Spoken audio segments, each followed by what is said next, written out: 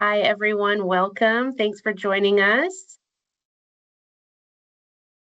Excited to see so many people joining us today. Well, we got started a minute late, so I think we're going to hop right into things. I just want to welcome you all again from Vision to Vitality, how to launch a clinic like Maddie's Place. Once again, I'm Katie Tolley. I'm our Director of Advancement and Marketing here at Maddie's Place, and I am so glad that you've joined us for this fourth webinar in our series. Today, we're going to cover working with the system, Medicaid, licensing, and legislative advocacy. Just a reminder, if you've missed any of the previous sessions, you can go find the recordings of those on our website at maddiesplace.org. You just click that resources tab at the top and select want a Maddie's Place in your community. Let's see, there's a whole PowerPoint I should be sharing with you as well. Another quick reminder, this series is really about just walking alongside all of you as we share what we've learned from launching the first pediatric transitional care facility of its kind in Washington State. And our goal is really simple. We really just want to help more communities build similar clinics that care for babies with prenatal substance exposure and walk alongside those families that are impacted by substance use. So we're excited to be on this journey with all of you. Another quick update about our cohorts. We are really pleased to share an update after our last meeting a couple of weeks ago. Just following that webinar, we added roughly 60 additional individuals that had registered for that webinar to our cohorts. So we've now established, we added 5 additional cohorts. We've got a total of about 220 people that are engaging with this webinar series. We've been able to connect them in 35 cohorts covering 41 states as well as Australia and Canada. So that's really a huge step toward building communities of hope. I just want to remind you guys again, don't forget to follow up with us by filling out the cohort assessment form that we shared with you. If your cohorts are meeting, go ahead and shoot us a message. Use that form, and I'm happy to share the link in the chat there. But please use that form. Keep us up to date on when you're meeting, what you're meeting about, because it's really going to help us coordinate our efforts with yours and enable us to support you in the best way possible. Like some of our upcoming legislative meetings in Washington, D.C. that we'll maybe touch on here in a bit. But before we get started, just a couple of quick housekeeping notes to help today's session run a little more smoothly. Sean, I'm going to kick it to you. Yeah, so I just want to have sort of some of the disclaimers that we've had for each one of these webinars, starting off with the fact that I'm not probably an expert in anything, but I can assure you I have zero expertise in mental health, behavioral health, SUD, maternal infant health, or healthcare generally. Which maybe is encouraged to some of you that want to start one of these clinics and say, well, if I can do it, anybody can do it. So, but I just want to do that. I'm not an expert in this area. And so I'm sure some of the things I'll say, even some of the stats that I'll refer to sometime, feel free to challenge me because you're probably know more about it, some of the specifics than I do. But like you know, I've experienced what's happening in our culture and our society, in my family, with friends, everywhere you go. Yeah, you really can't avoid this. And then I've sort of been soaking up as much as I can in this space for the last 8 years. The other thing that I want to clarify too is that while I'm happy to share templates and articles and bylaws and policies and procedures and everything that we have, I'm not giving legal advice. I'm not your lawyer. This doesn't create an attorney-client relationship, and you really need to retain your own counsel. But having said that, I'm happy to work with your lawyer or with anyone to give you as much information as possible. So, Katie, you want to kind of cover the rules for today? Helps if I take myself off mute. Yes, I'll take that back. All right, so today's discussion is going to look a little different than what we've done the last couple of webinars. Today, we've got several guests with us that I'll be excited here to introduce to you. Again, a couple of quick housekeeping things. We love to see where all of you are joining us from. And I'm sure that you all love to chat a little bit back and forth with one another. Please utilize the chat feature for that. For any questions that you would like to direct to Sean or any of our panelists today, please go ahead and use that Q&A feature. That'll sort of highlight those so we don't have to sort through all of the back and forth comments. But yeah, if you'll just let us know in the chat where you're joining us from, we would love to see that. Let's see. Again, just a reminder, this session is going to be recorded today. So anyone who registered should receive a link for that after we wrap up today. And then we'll also post all of our slides and any materials that we're sharing on our website.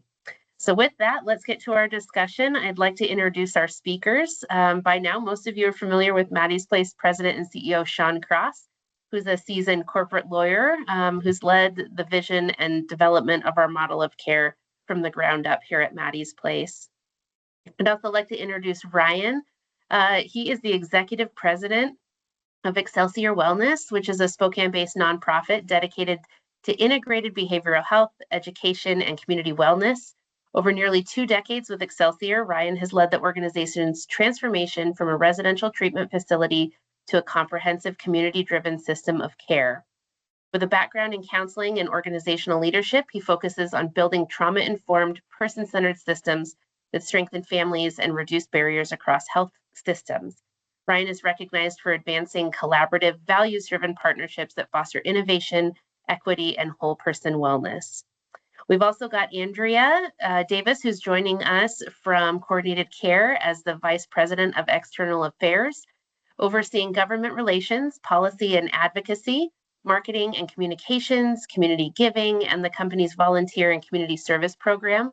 Andrea's been with Coordinated Care for 12 years, and in her tenure there has helped pass several bills expanding coverage and removing barriers to needed healthcare services. Prior to her time at Coordinated Care, Andrea worked at Multicare Health Systems, leading their government relations and policy work, and Congressman Adam Smith in his Washington, D.C. office as his healthcare policy lead. Andrea has a political science degree from University of Puget Sound and lives in Lakewood, Washington with her husband and son. We've also got our friends and lobbyists from Capital Path Consulting. John Colton is principal at Capital Path Consulting, bringing over 15 years of combined public and private sector experience, including 12 years serving as a senior U.S. Senate office and subsequent leadership in legislative strategy, coalition building, and technology innovation. His deep expertise and bipartisan relationships position him as a strategic advisor in helping identify, pursue, and secure critical funding and policy opportunities. John is a trusted connector across tribal, nonprofit, government, and private sectors, known for translating complex challenges into focused, actionable pathways. And finally, we've got Kyla Blair, also a principal at Capital Path, that brings more than a decade of experience working at the intersection of policy, community engagement, and public funding across city, state, and federal levels. Her career has been defined by roles that prioritize helping local communities navigate government systems and secure the resources they need to thrive. Most recently, Kyla has served as the inaugural Chief of Staff at the Washington State Department of Commerce, where she led the director's office and played a key role in aligning agency programs to better support cities and communities in accessing critical funding tools and development opportunities. So we'd love to welcome everybody. Thank you for being here. And I think today we are going to start by focusing on our legislative efforts, both at the state and federal levels, and talk about why advocacy has been such a critical part of our journey here at Maddie's Place. So Sean, I'm going to start with you. I think that we would love to know what made you decide to bring on a lobbyist, and how has that shaped Maddie's Place's growth and impact? Well, first of all, I want to just let everyone know that I tried to kind of do this on my own, knowing just enough to be dangerous for about 7 years before I brought John and Kyla's firm Capital Path on last November. at the federal level, I had a really close relationship with a woman that beat me when I ran for Congress 21 years ago, Kathy McMorris Rogers, and she happened to have worked her way up to being chair of Energy and Commerce in the U.S. House, which oversees healthcare. And so she and I are still very, very, very close, and were close while she was in that position. So she helped us. Working with Bridget's Path in Ohio and Sherrod Brown, who was then senator in Ohio, with getting something called the CRIB Act passed in 2018, which amended Medicaid to provide the federal component for the reimbursement of our types of services for state licensed pediatric transitional facilities. So I knew in 2024 that a couple things. I knew that she was retiring, and so I really didn't have any more really strong federal connections. And in the meantime, John Colton had come alongside during about 6 or 7 months prior to that, and had been giving advice actually for free, which I really, really appreciated. And John just was a great, I could just see he was going to be a great partner. The other thing that happened was in the past, because of uh, the kind of the strength of our relationship with Senator Marcus Riccelli. Senator Riccelli was able to get our state pilot done in 2023. He sponsored a capital appropriation in 2021. But as we were entering into the 2025 legislative session, all the dark clouds were starting to come from the west side over to Spokane with this budget crisis. And so it just looked like it was going to be really, really tough. So we also needed state lobbying expertise. And fortunately, John and Kyla had just started to partner. And so Kyla was just super instrumental in getting our $2 million this past year. The other thing, before I should also, I'd be remiss if I didn't mention the assistance that Coordinated Care and their team, including Andrea and Marissa Ingalls, provided, and their lobbyists provided to Maddie's Place before we hired our own lobbyist. I'll get into this in greater detail, what Coordinated Care has meant to us, but their lobbying expertise and governmental affairs team led by Andrea really helped us in 2022, 2023, and into 2024. So, but anyway, I just realized this was getting more complicated. The budget situation was getting worse. We had the federal cutbacks for Medicaid, just all sorts of perfect storms were forming. And then my main contact in DC retired. So I'm very, very thankful that I brought on John and Kyla when I did. Wonderful. So this next one, I'm going to put John and Kyla on the spot. You guys have been really instrumental in helping us and advocating at both the state and federal levels for Maddie's Place. Why is legislative work on both the state and federal levels so critical for organizations like ours, even early on in their development? Kyla, do you want to kick it off? Yeah, go ahead. Sure. So I'll kick it off. So I would say, your state legislators are, every level of elected official is doing work that directly impacts you, but your state legislators fit in that mold entirely. So building a relationship with them, lobbying for them is going to impact any of the work that you're doing. Talking to them is going to impact any of the work you're doing and any of the funding you're going to be able to access. So it's the laws and regulations that the state legislators are going to propose that they're going to work on are going to directly impact your work. And so getting out ahead of those conversations, making sure you're building the rapport, educating them, creating a partnership with them is going to be critical to the success of your organization. Thank you. Kyla, this one's for you. Many of the attendees here are in states that don't yet have clear licensing or reimbursement pathways. I'm going to say probably all of them. What can they start doing now in order to help build momentum? Yeah, so I would say it's all about building relationships. And I know that that's, kind of the go-to thing, but it really is all about building relationships. So it's even going as far, it's starting with just reaching out to your state legislators, introducing yourself, trying to grab coffee with them. I would do that when they're not down in legislative session, like meet them in community where you're located. I would start with your local legislators to start. But I would go beyond that. I would go start meeting with your local elected officials at the city level or at the county level, and then have them help you make critical connections that way, and build connections out from there.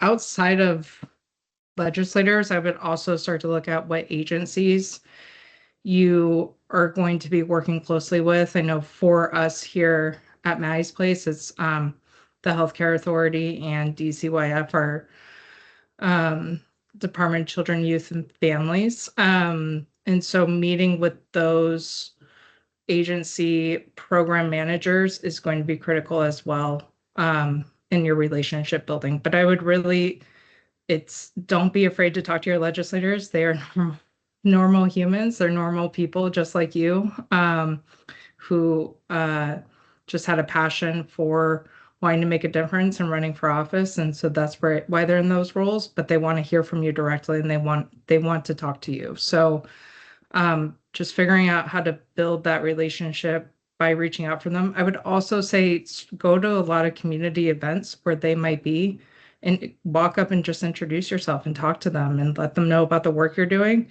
because that will probably lead to a meeting. But like I was saying, if you're having a hard time getting in touch with your state, local electeds, start at the city or local government level, and then they will be able to help you build those relationships, because a lot of them have those relationships as well. Fantastic. So John, on the federal side, you've been leading our efforts to advance the Miracle Act and some other federal initiatives. You've really seen firsthand how federal advocacy can help open doors to funding and policy change. So what are some ways that smaller or newer organizations can begin making their voices heard in Washington, D.C.? So smaller organizations, often without, necessarily the budget to be able to go to DC and do those kind of things, you've got district staff who you can do outreach to. And, Sean did that very effectively. Sean, did you reach out to me when I was still with Patty Murray? No, I think was it after? Okay. Yeah, I think it was after you were already with another consulting agency. Was I? Okay. So, but just, having a good relationship with district staff, right? Your 2 senators, your representatives, they're going to have local people. So after you've, identified, some of your challenges, understood your blockers, looked at your solutions, and done you've got to do your homework. So before you're going to any legislator, any federal office, it's important to know what you're talking about, right? Because I've had over the years many people come to me and talk about, hey, why is this parking lot all why is there cracks everywhere? What can Patty Murray do to help that? And things that or something an issue that's at the state level. They didn't necessarily understand the jurisdiction that they need to operate in to effectuate change. And so to do your homework, and Sean, you've always done a great job going through CFRs to the federal level, going through WAC. Sorry for everyone else not from Washington State laws.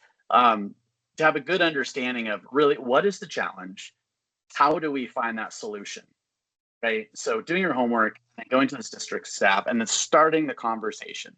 Often your district staffer will kind of vet and help you understand the process if you don't know it. They'll connect you with DC staff. I think there's a healthcare policy staffer from Representative Adam Smith's office, or used to be, they know this process very well. They had all kinds of constituents. They'd have their district director connect them. And then if, you have the resources, getting to DC and that face-to-face interaction with policy staff is so important. Oftentimes people think that, you have to meet with the senator, you have to meet with the representative. That is what has to happen. Congress is so very much driven, for the most part, by our congressional staff, and they are the smartest people. They understand so many, not just the policy, but they also understand the politics of getting legislation across the finish line. So, hopefully that's kind of just a macro view of some just approaches that are successful.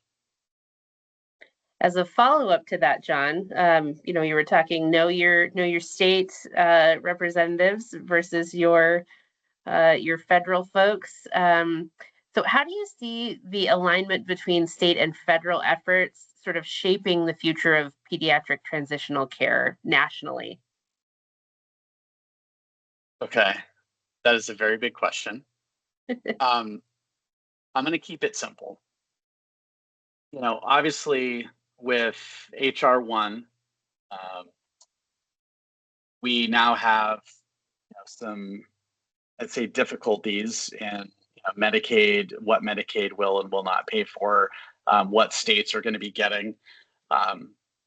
For states and that federal advocacy piece, right now, there's a lot of subtraction, right? So the state, you have to work with your state legislators and state staff to figure out how your state's going to fill gaps, right? When there's less Medicaid funding, people are no longer eligible. There's a huge problem there. So again, a really big question, and the answer is there are those that want to reduce funding for Medicaid and who's eligible. Those are things you can effectuate, yes, in offices, but also at the voters box. But it's really, the future is going to have to be what the state does in terms of just paying for services, resources lost at the federal level. That is an answer today. I'd love to tell you in 10 years it's going to be different. Well, Sean, you want to say something? I could hear that. You want me to expand on that? Well, I want to say, I could be wrong, again, frequently wrong, but seldom in doubt. But I would think when the Support Act was passed in 2018, I think it was the CRIB Act portion of it wasn't subject to reauthorization like the Support Act has been since 2023. And so the federal component of reimbursement for NAS services by state licensed pediatric transitional care services, I do not think was impacted by HR1. So that piece is there. And as sort of an irony, Melania Trump went to one of the 5 clinics twice during Trump's first term. So I think that piece is there. I mean, I think what John's talking about is huge because it's creating all these gaps for Medicaid coverage in all the states. And so it's difficult to say, hey, I have this new idea. I want the state to come up with some more money for this new program. And it's for babies, who can say no to babies? So it does create an environment where you're swimming upstream. There's no question about that. But I do think the federal component is there. Where I think John is really, what I'm hoping he would talk about a little bit too, is he's been really helping me with the reintroduction of the Miracle Act, which was introduced just sort of as an orphan bill by Kathy McMorris Rogers in July of last year. She was retiring that year. It was an election year. It didn't get any traction. It just died in committee. And so we're trying to shine that bill up again and get it to be introduced again. And I do think that the people that are the 220 people around the country that are interested in starting Maddie's places in 41 different states and the different clusters of support could be very helpful to John and I and to the other 4 clinics in the country, in trying to get something done even this next year. So I don't know, John, if no, that's great. And a couple of things. Yes, direct funding, it is still eligible for Medicaid. That did not change in HR1. Exactly your point, though, it's the first domino, right? When the state has less resources and you come to it and say, hey, I've got this great idea, how is the state going to respond, right? Right. So when we think about the future of where we have to go, the state's going to have to make choices. So yeah, let's step back and talk about the Miracle Act a little bit. And Sean, have you given everyone a follow-up on what this bill is, what it does? Well, I haven't, John, so feel free to do that, or I can do it real quickly, however you want to do it. Okay. Why don't you do it? Let's hear the pitch.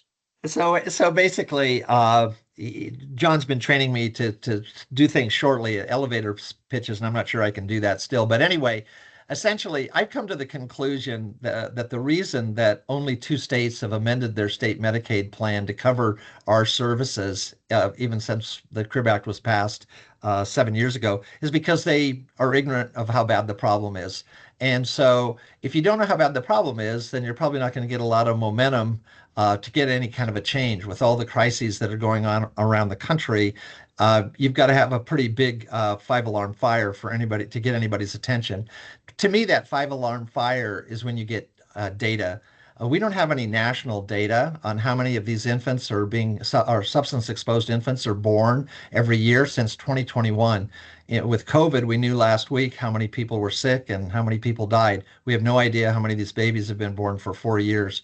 So, and yet we know we're in the middle of a crisis. We know that it's getting a lot worse in a lot of our communities. And so we need data. So the Miracle Act would direct the Health and Human Services to do a 3-year study of the prevalence of NAS in every state and every Indian tribe, and also would do a look at the outcomes at the 5 clinics in the country and then report back to Congress. My hope is that if the Miracle Act passes and the Trump administration were to actually fund it and act on it, and those are 2 big, huge ifs, then the states would have the data. All of you in the 41 states that are listening to this today or will listen to the recording would have data that you could use to say, hey, look, we're in a free fall in Alabama. Hey, look, we're in a free fall in Alaska. Hey, look, we're in a free fall in Oklahoma. These are the numbers.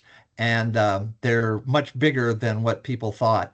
Because then I think you're going to be able to, when you shine a light on a problem, and if the light is bright enough, then I think legislators start to pay attention. So that's really the idea behind it. That was great.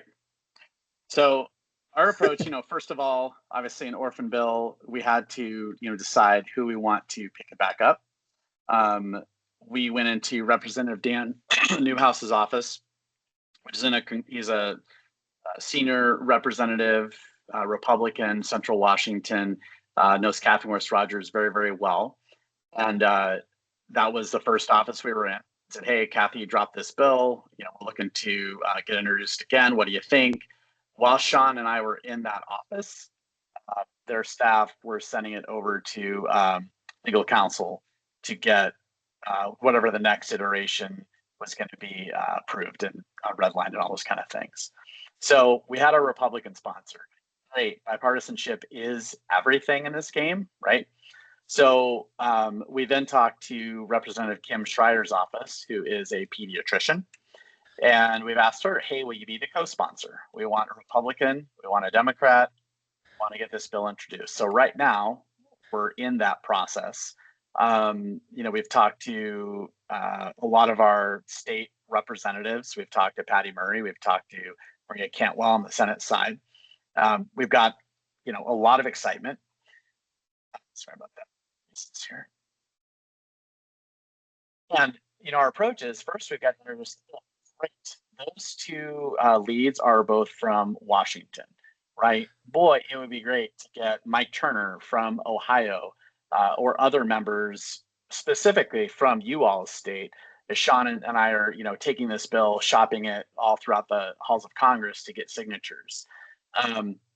Which is why, so it's the reason why your advocacy and your partnership is so important to us, right? We've been in offices in Texas, in Florida, in multiple states, and because they're on committees of jurisdiction that matter, different healthcare focused committees, health, finance, all these different ones that I won't bore you with, and they look at us and say, okay, great, who are these 2 people from Washington State trying to pass this bill about an issue that we don't know very much about?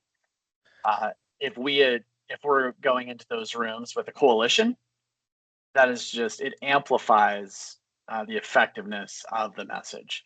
So right now, that is what we're currently doing. That's our House strategy. On the Senate side, we are working with Senator Cantwell's office on the Democratic side and Representative Lisa Murkowski's office. On the Republican side, Lisa Murkowski's legislative director for energy policy staffer happens to be Kathy McMorris Rogers, former legislative director. So it's always this connectivity. And she was helpful in helping me to draft the Miracle Act in the first place. So, Yep. and also her boss now in Alaska has the largest Native American population, 20%, and probably one of the highest rates of NAS births in the country. Yeah, no, exactly. So you can see we're taking this strategy. We need to get our bill introduced in the house on the House side. We want a companion bill on the Senate side. We're going to shop it around, get signatures from different offices. However, the likelihood of this passing as a standalone bill is very, very low. Even the CRIB Act back in 2018, it was not passed as a standalone bill. It was a part of the Support Act, right? It was the larger legislative vehicle that it is attached to. So right now, with the way Congress is, after we get the bill introduced, after we get lots of signatures for lots of different members from lots of different states, and you all join Sean and I in DC, our goal is going to be, let's get this attached to a larger vehicle. And if we do not do that, we would probably do it through the appropriations process, which is report language that essentially we would say, the committee directs HHS to conduct this study, and then we would figure out how to make sure there's the $5 or $6 million attached to that. So these are some kind of gymnastics you have to do in the federal process, but this is why you hire consultants or work closely with DC and district staff to navigate the process, because it's pretty common sense. And then you won't have to listen to me on a webinar ramble for 20 minutes about really boring, wonky federal advocacy. My brain hurts already, so I'm so glad that you enjoy doing that work. So Kyla and John, we should ask Adam Smith's staffer, because she's probably way more concise. We'll wrap that in 2 minutes. Well, Kyla and John, collaboration between both state and federal advocates has really been a major strength of Maddie's Place. So what do you think makes that partnership effective, and how might other people replicate that model of advocacy in their own regions?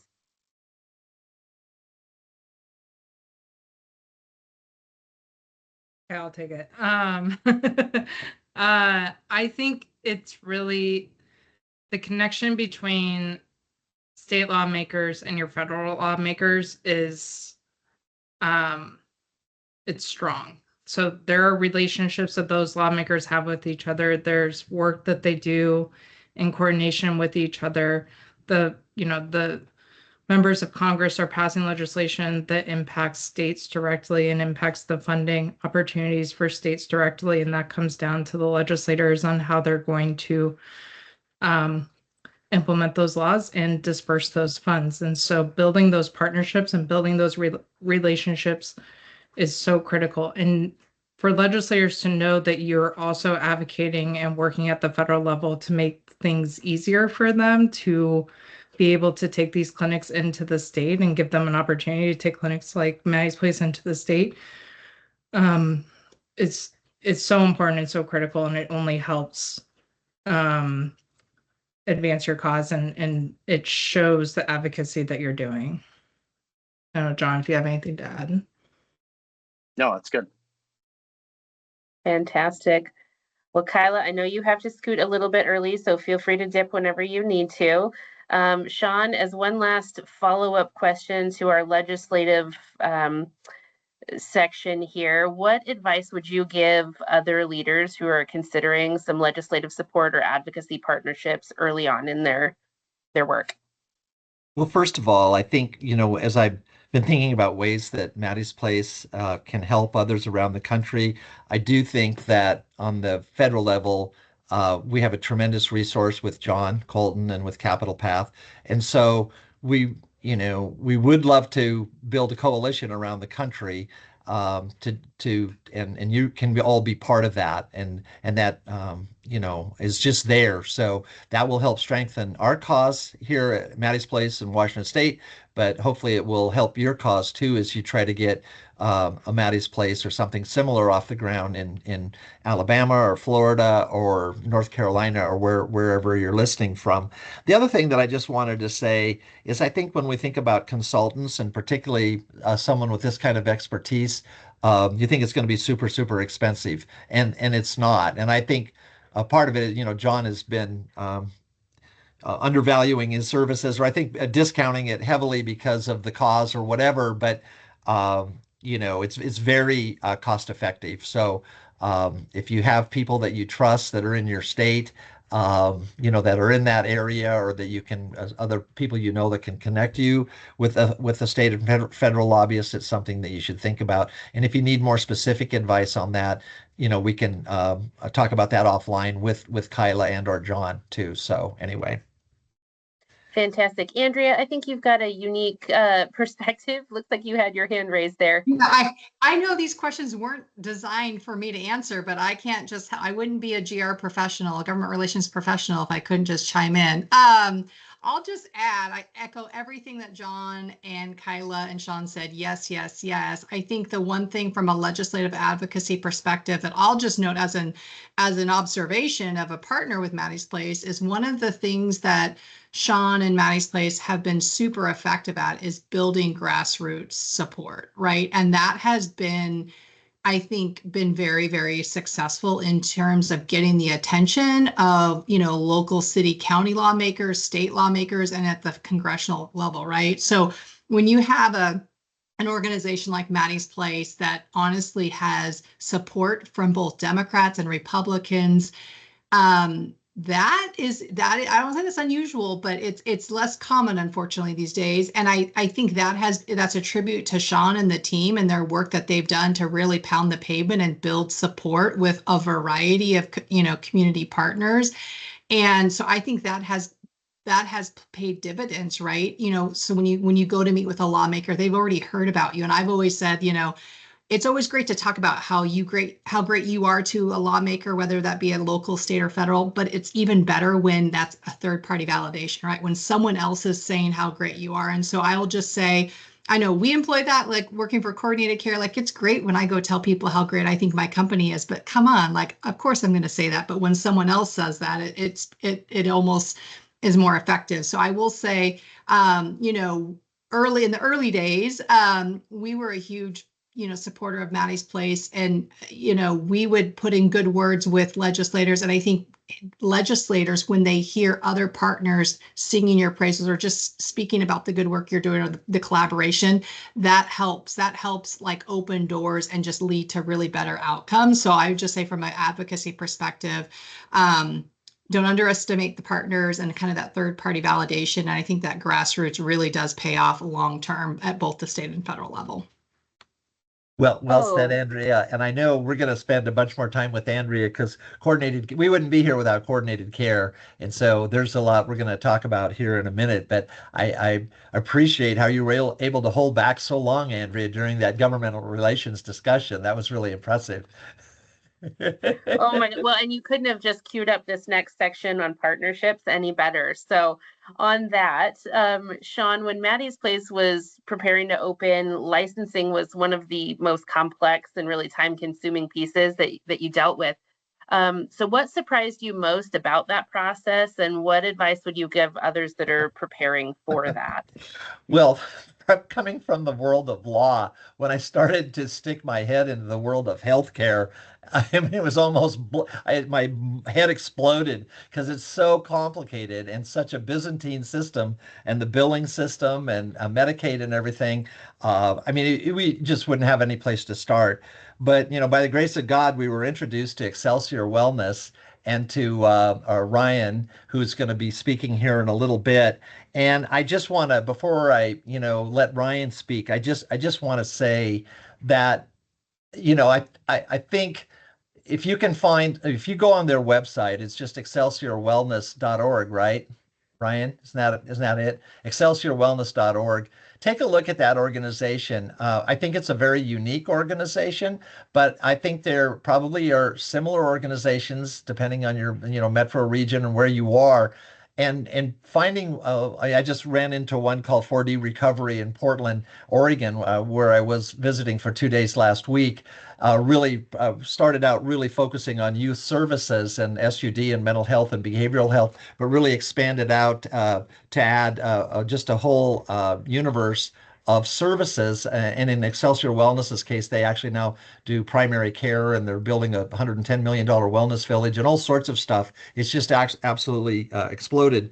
But what's that got to do with Maddie's Place? As soon as we were introduced, and there were just two people at Maddie's Place at that time, myself and Trisha Hughes. When we met with Ryan and Andrew and with their team, they immediately saw that what we were trying to do filled a gap in the continuum or the of care, and that we as a society, we were spending tens of hundreds of billions of dollars downstream for all of these services, but that we really weren't doing anything during the fourth trimester, during the first 3 months of these infants' lives.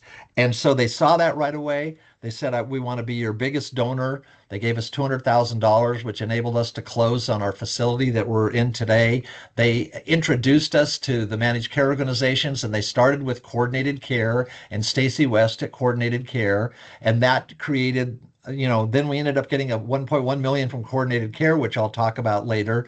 And they contracted with us. And so they introduced us to the Medicaid system and the whole process. We had a service agreement where they did all of our billings and collections and everything, which without that, we couldn't have started the clinic. So finding some partner that is in this space, maybe a little bit more downstream, but sees the benefit of going upstream a little bit more in your community is really a game changer. So Ryan's just a great person, a great friend, very strategic thinker. So anyway, take it away, Ryan. Well, I'm gonna ask Ryan a question first. Sean really did. He talked a lot about how Excelsior supported Maddie's Place in the beginning, and part of that was helping us establish billing and operational guidance. So from your perspective, what are the biggest benefits of partnering with an established healthcare organization like Excelsior when starting something new like Maddie's Place? Yeah, appreciate it.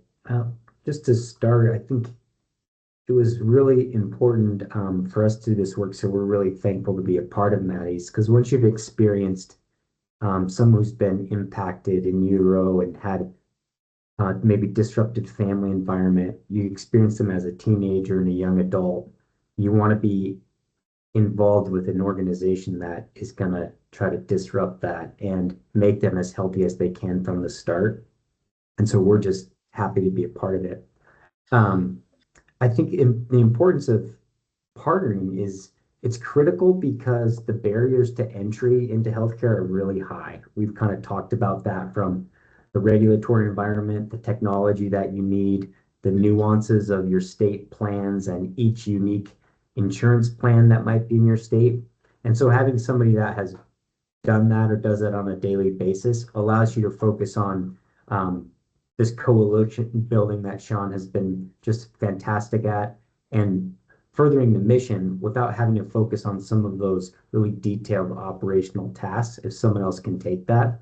So finding a partner that has kind of an abundance mindset or willing to share. We're all in the same community. We're not competitors. We're all trying to decrease human suffering and help our communities have more hope, have more resilience, be in recovery. And so if you find that partner and they're willing to share, it's really, what do I have that I can impart to you? Before ChatGPT, it was, here's our policy and procedure manual. We are on an electronic health record. If it works for you, great. We'll give you it, reduce the cost, shared space, and then also a thought partner, because it's a new language in healthcare.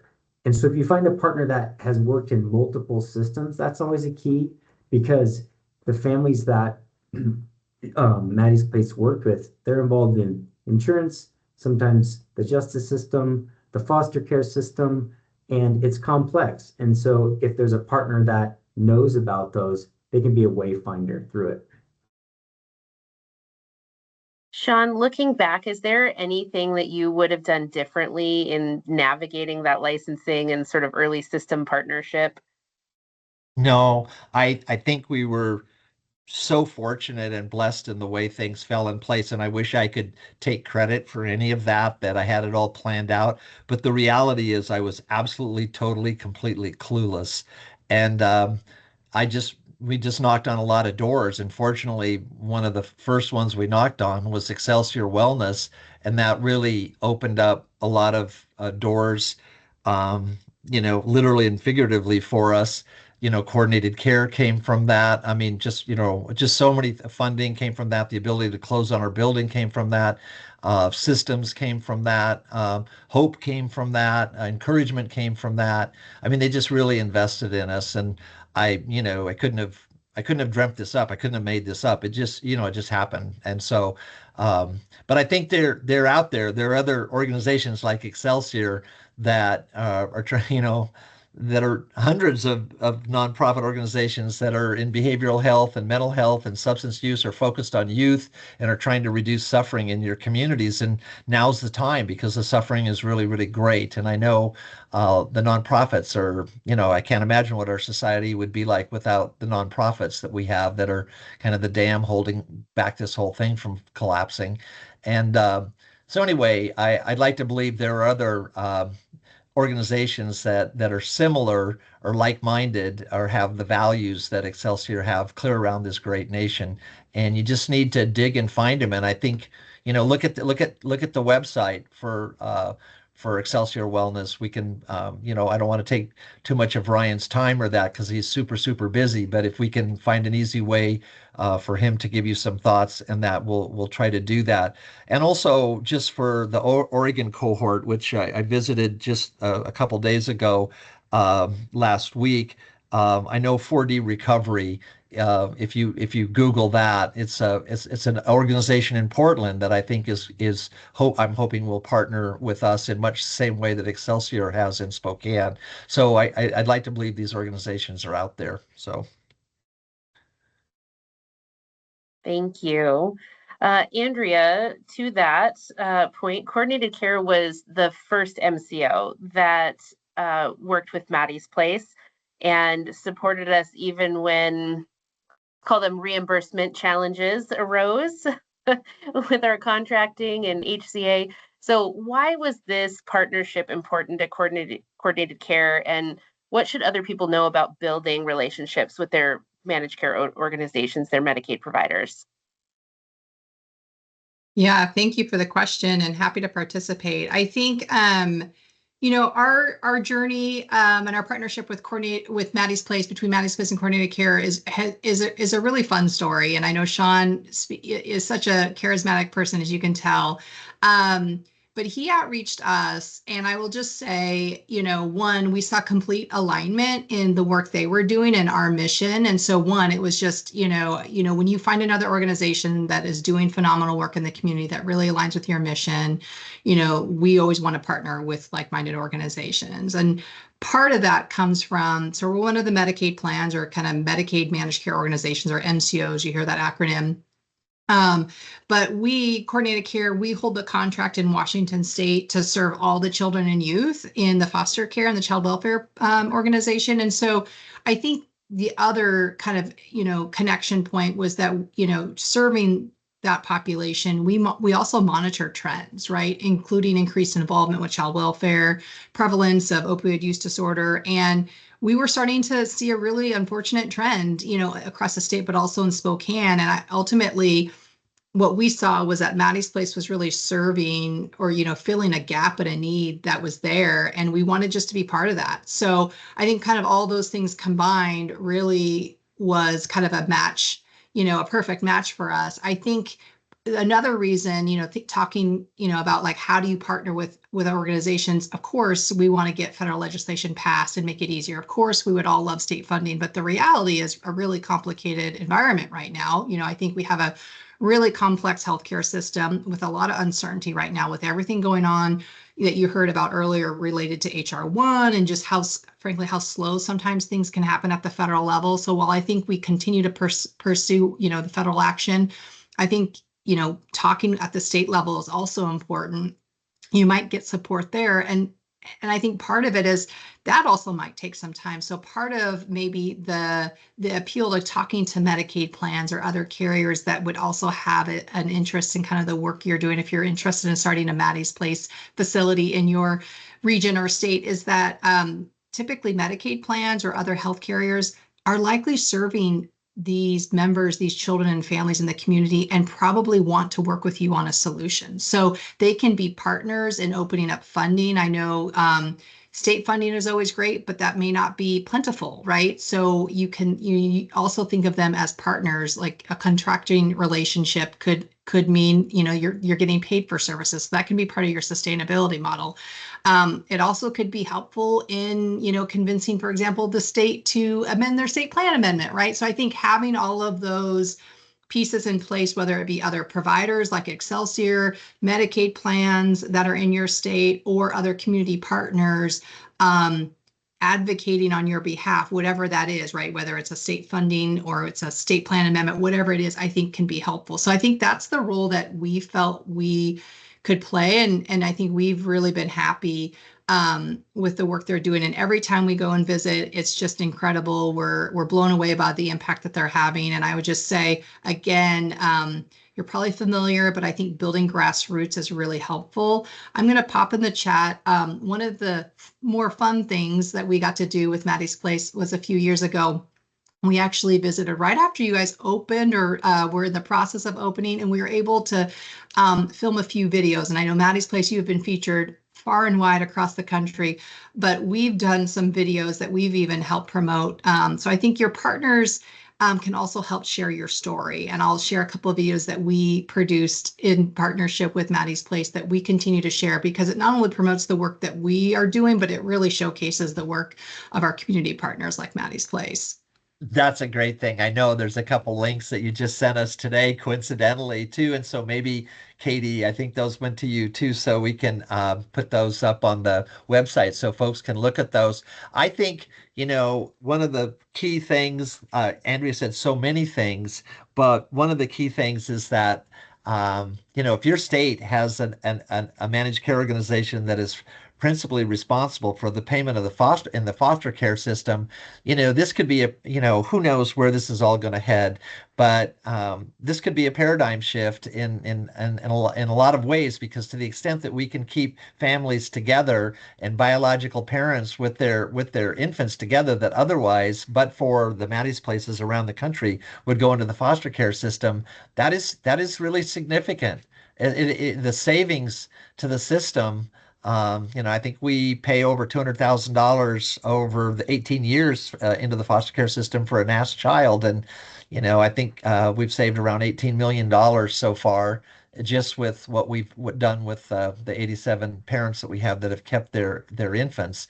And so it just could be significant. And, but having a supporter, a partner, talk about adding credibility to what, some small town lawyer and a nurse are trying to do, that nobody's listening to, where you've got someone that is footing the bill for the foster care system for an entire state, say, hey, we're making the business decision philosophically to do what we can to get this thing off the ground called Maddie's Place, and we're going to invest $1.1 million in it, which is essentially what happened in 2022 and 2023.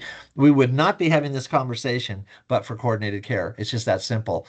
And we wouldn't be having this conversation but for the fact that Ryan introduced us to coordinated care at Excelsior. So it's all kind of related, right? But there are organizations in your community that can be the Excelsiors and the Ryans and the Coordinated Cares and the Stacys and the Andreas. And those are the ones to pray for and to look for and to search for and knock on the doors for. Well, Sean, I think you answered my next question. So I'm going to pose this next one to the group.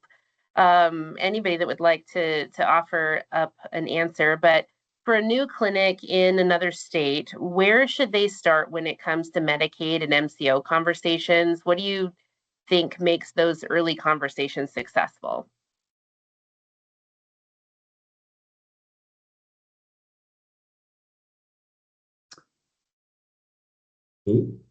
Anybody? Go ahead, Anybody? Let's go. Ryan. Let's Oh, go. yeah, You, yeah. Ryan. You're unmuted. Yeah, I can tell you. Oh, yeah, I can tell you where we started because it sounds like we knew what we were doing at Excelsior, and that's true to some degree. But we literally started meeting every week with Sean and going back and like, what do other states do? What code do they do? What do they call it? How much do they pay for it? And we started there and we tried to educate ourselves so that when we went to coordinated care, we had a structure of how it might operate actually in Washington. And we went down some paths that, you know, we kind of backtracked and went another path. But I think that's a good start. And I think one misnomer about MCOs is different than like your private health insurance, but they're really charged with the population health. Like coordinated care is in charge of supporting the foster youth in our state get access to health care. And when they don't do their job right, their healthcare costs go up a ton. So they're really motivated financially, but they're also motivated missionally to get involved in these projects. They have their own constraints. They have their own things that they can and cannot do. But if you go in that with that perspective, I think you can build a really good partnership with them because they really want to make a difference in their community. And that's our experience with coordinated care. So I think to sum it up is figure out what other states are doing, how are they doing nuts and bolts wise, and then really just reach out and share your vision and your heart and see if you can get people to invest in the same thing that you care about. Yeah, I 100% agree. I think it's we care about the same, we're serving the same members, right? And I think one also just remember that a facility like Maddie's Place, they're taking care of a member, they're preventing a more costly and expensive healthcare intervention. Not only is it better health and outcomes for the mom, baby, and family, but it's better for the state, right? So I think it's also proving the financial case. And I think that was one of the things that we knew to be the case, but we needed data. And that's what we worked, a couple of years ago, right, Sean, on getting the state funding to have a study so that you have a third party validating kind of the return on investment, right? Like, hey, look at how, look at the impact that we're having, because legislators like data, right? They like to make, some lead with the heart, but a lot of them, need to make data informed decisions, particularly when budgets are tight. And so I think having partners to kind of help build that case. I think for us, totally right. We served all the children and youth in foster care, so there was clearly a connection point there. But even if you're working with or you want to outreach a Medicaid plan that's maybe not serving that's okay. I think you can still make the case that this is an epidemic that cuts across a lot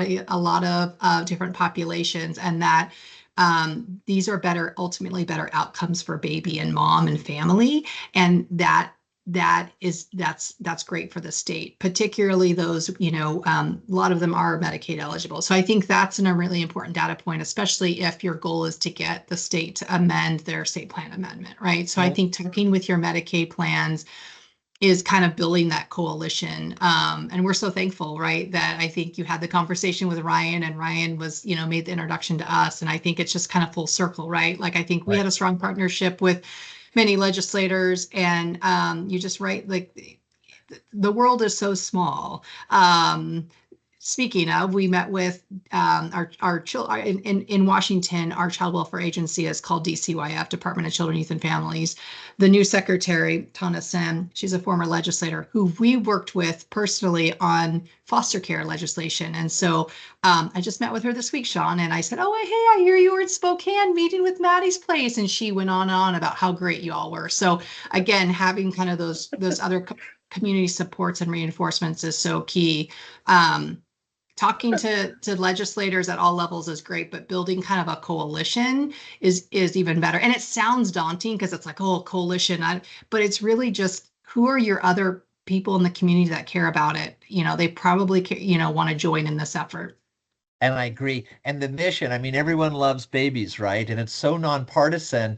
And I think, with the heart and of the people that are the 220 people that have waded through listening to me primarily for the last 4 webinars or 3 webinars or whatever, and have given us all your information, your background, skill set, formed these clusters and that.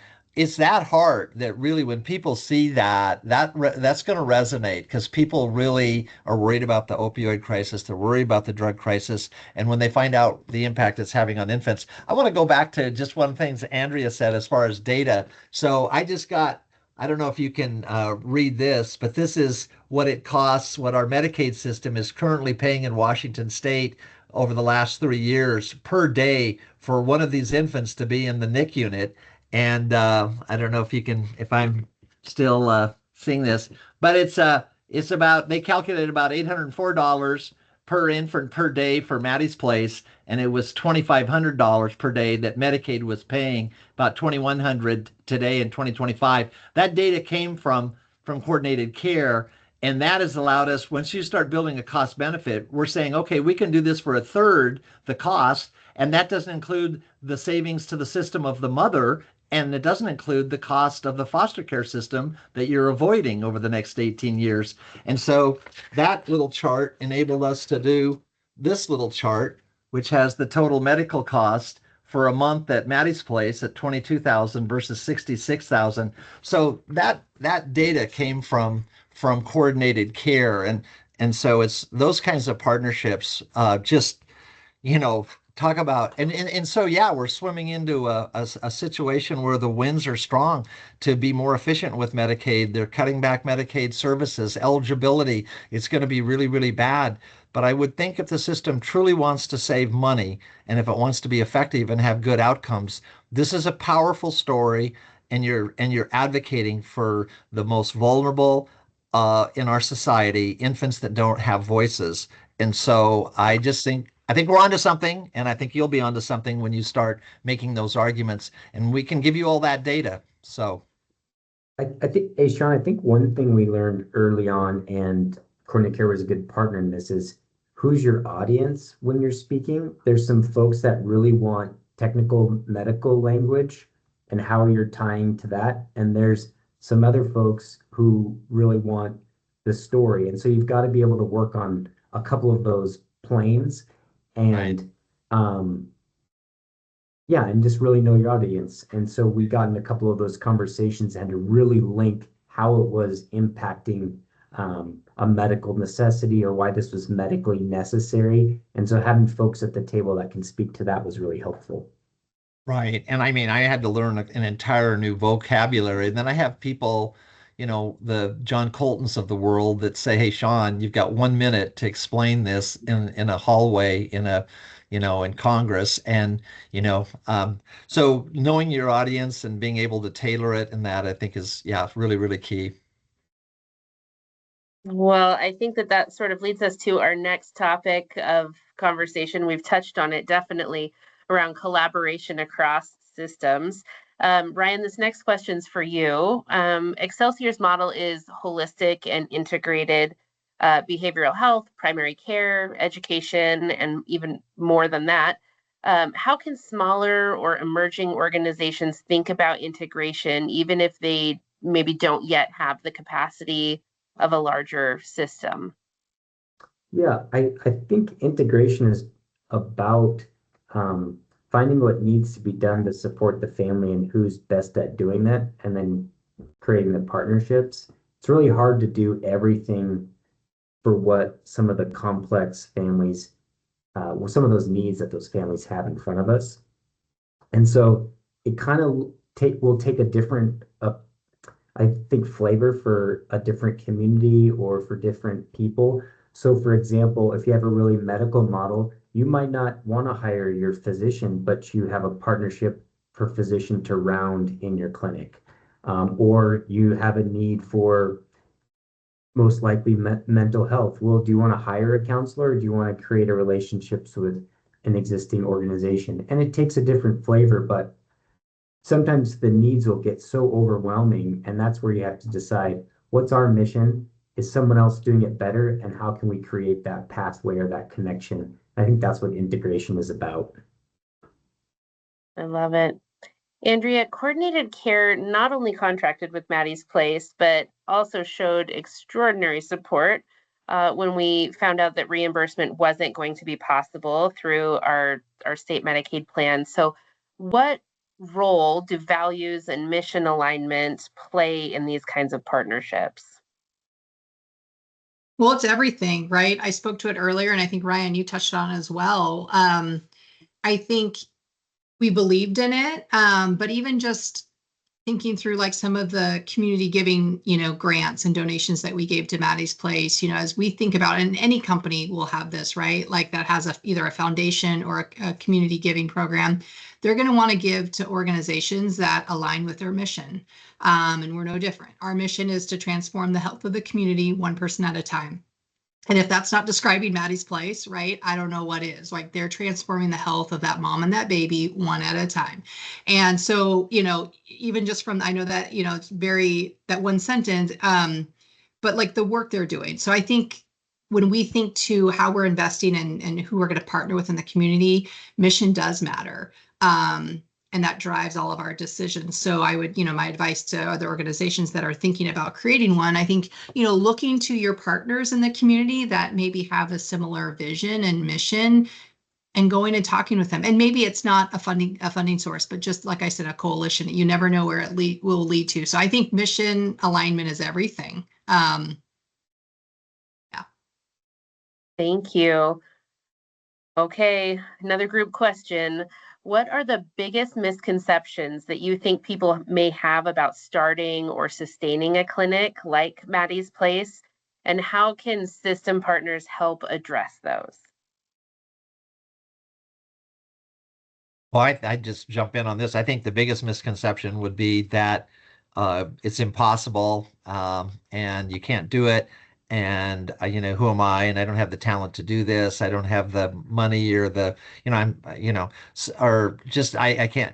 I think if you have the passion and the heart to do this, and then if you can form a group that can add healthcare expertise and behavioral health expertise and maybe funding expertise and maybe some political expertise. And we're seeing that in clusters around the country. And I know while we have a limited number of participants here, we have 220 that are going to listen to this recording and watch this at a time when the Mariners aren't playing or the Dodgers aren't playing. And so, or football or whatever.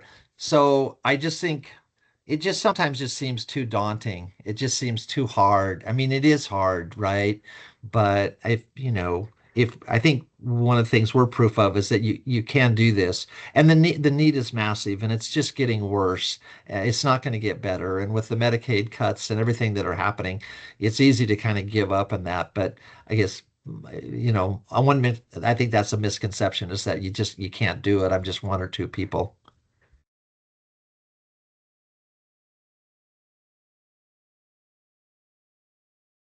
Yeah, I think Ryan or Andrea, do you have any brilliance to add?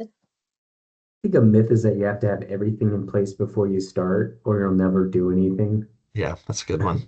I think you find the right partners for the journey, stay committed to the families and the mission to help, those in needs and infants in our communities who are suffering, and then keep going because it is not easy. It's really a difficult thing to do, but it's been done and it's going really well. So keep going. Nothing to add. Yeah, I was going to say, you don't have to have it all figured out to start, right? Right. And that's, Right. yeah. Yep. Right. Right. Fantastic. Well, Sean, we're wrapping up sort of our panel discussion here, and then we're going to head into Q&A. But before we do that, what is one piece of advice that you would offer to someone who's just beginning to explore starting a pediatric transitional care facility in their own state? Well, I think it's pretty much what I just said about, it is hard, but it's not impossible. And one of the things that I'm excited about with what's happening here is these 35 clusters. Because when Trish and I started this, I mean, it's a nurse and a lawyer with no healthcare experience. And, that may not seem like a very powerful combination, and it was, without funding, and so $17 million later, and 91 paid staff later, and 100 we just admitted our 158th baby today. By building these partnerships, and you just start one step. Who was it, Mao, that said the longest journey starts with one step at a time?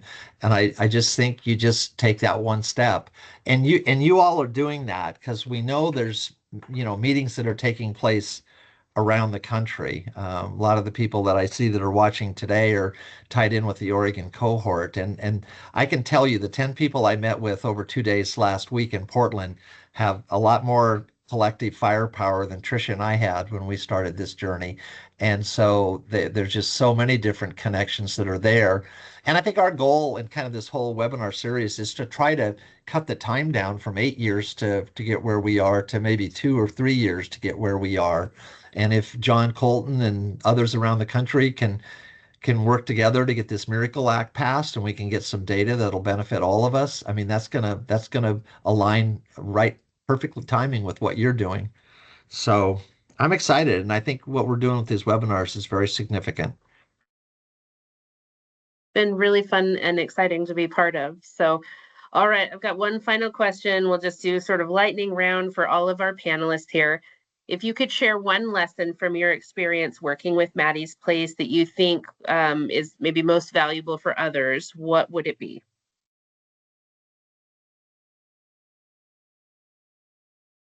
Andrea? Well, I've said it, so I'll maybe emphasize a point, but I would say don't underestimate the power of a coalition. I think that's what, Sean and the Maddie's Place team have been really successful at building at both the local, state, and, federal level. Like I was actually unaware how many people around the country are building. This is incredible. I think this will actually provide a lot of momentum that we'll need to make changes at the federal level. So like that will be impactful. At the local level, what's impressed me was how much support that Sean and the team have been able to line up across industries, across companies, across the political spectrum. And I think that matters. And that is why I think they're getting a lot of attention and recognition. So, and that's just kind of the grassroots, just talking to people and building kind of your case. So I think that is, and that's something everyone can do. So I think that's my key takeaway. I'd reiterate, I piggyback on that. Yeah, the bipartisan nature, and this is an issue that is not partisan. And every single office we've been in, Republican, Democrat, Independent, doesn't matter. There's support everywhere. The other thing I would say, especially as you're doing some of the state lobbying,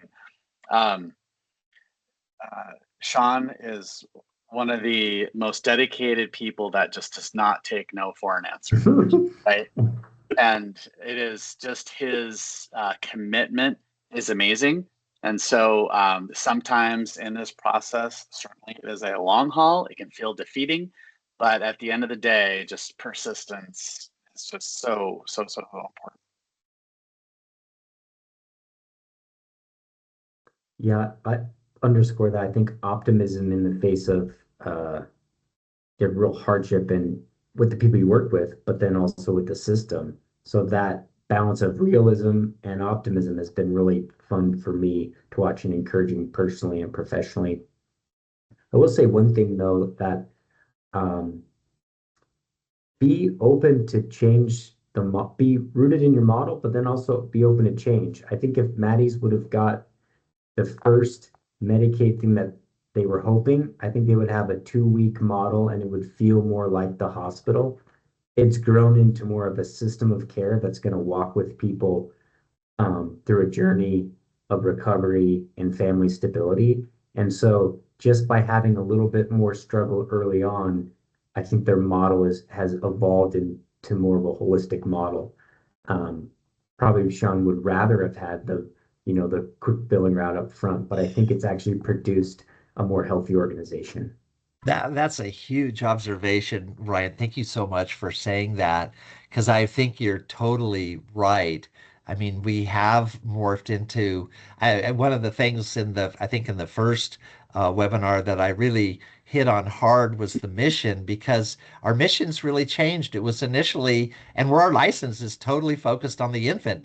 It doesn't say anything about the mom, biological mom or dad being a patient, or that we're providing treatment to the mom or dad. And what we've discovered is, oh my Lord, 95% of the parents that stay with their infant here are in recovery today, and they're in custody of their child, and they're not homeless anymore.